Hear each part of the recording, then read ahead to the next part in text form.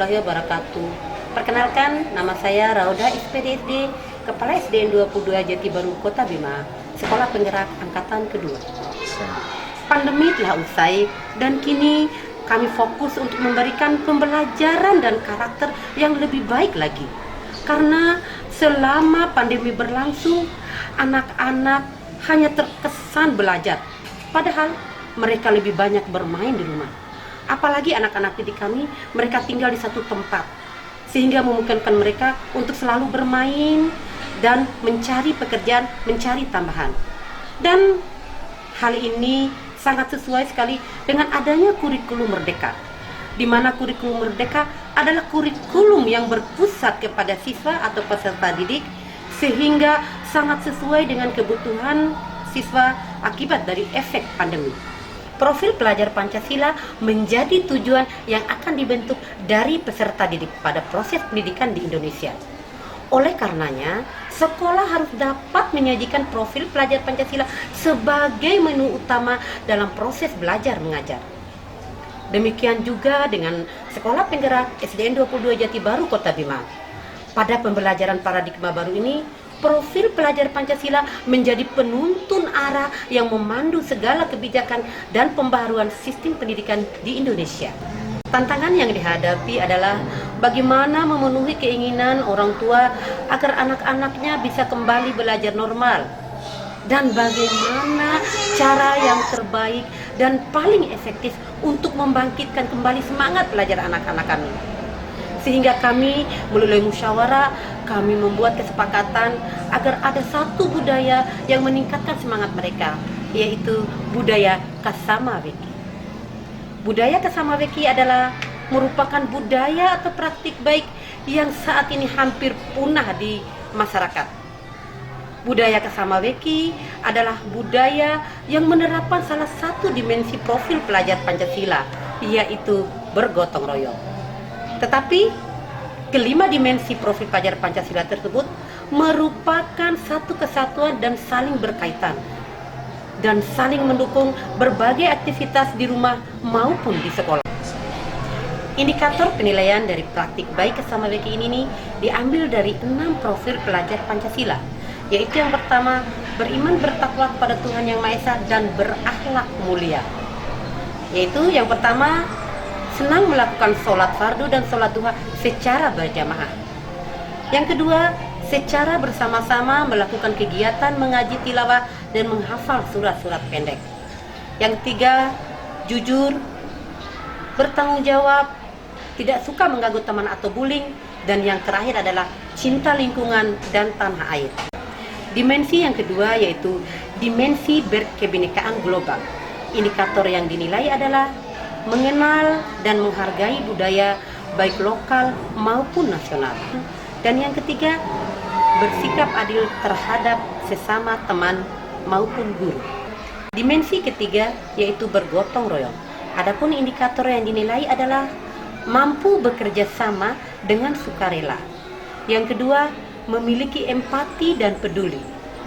Dan yang ketiga adalah suka berbagi. Seperti saat kegiatan Sapandi, yaitu sarapan dan berbagi.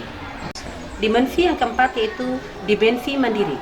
Indikator yang dinilai adalah antusias mengikuti kegiatan belajar. Yang kedua, percaya diri.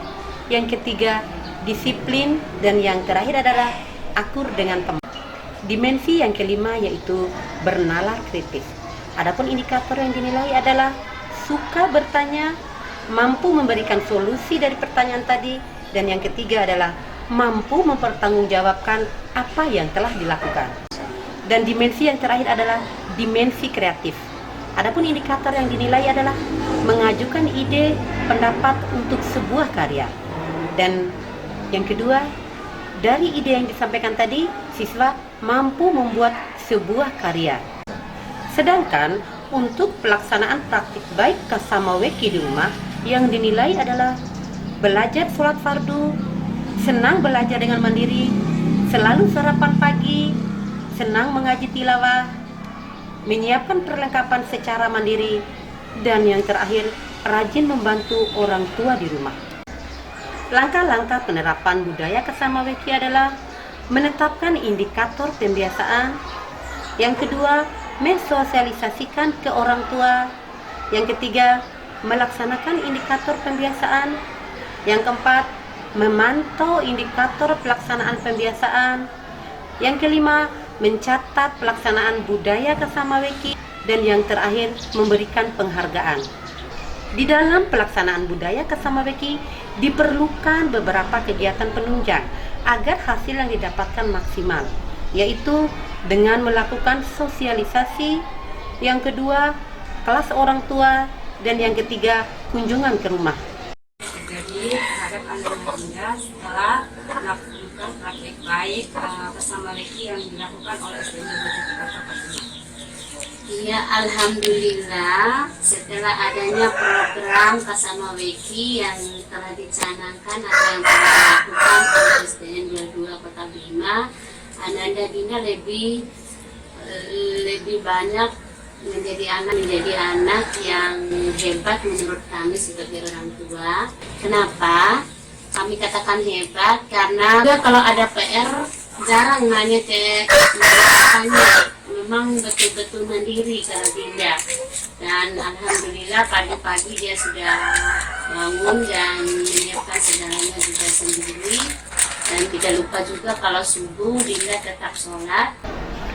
Dampak budaya Kasamaweki bagi guru di sekolah adalah anak senang melaksanakan tugas bersama dengan teman-temannya. Yang kedua, anak saling menghargai dan lebih rajin dalam pelaksanaan ibadahnya. Dampak budaya Kasamaweki di rumah yaitu yang pertama, anak lebih terkontrol belajar dan ibadahnya. Dan yang kedua, akhlaknya relatif lebih baik dan lebih mandiri. Demikianlah pelaksanaan budaya Kasamaweki yang merupakan solusi penurunan semangat belajar, yaitu dengan terbentuknya profil pelajar Pancasila yang merupakan pembelajar sepanjang hayat, memiliki kompetensi global, serta melaksanakan nilai-nilai Pancasila dalam kehidupan sehari-hari. Demikian praktik baik saya, semoga bermanfaat. Wassalamualaikum warahmatullahi wabarakatuh.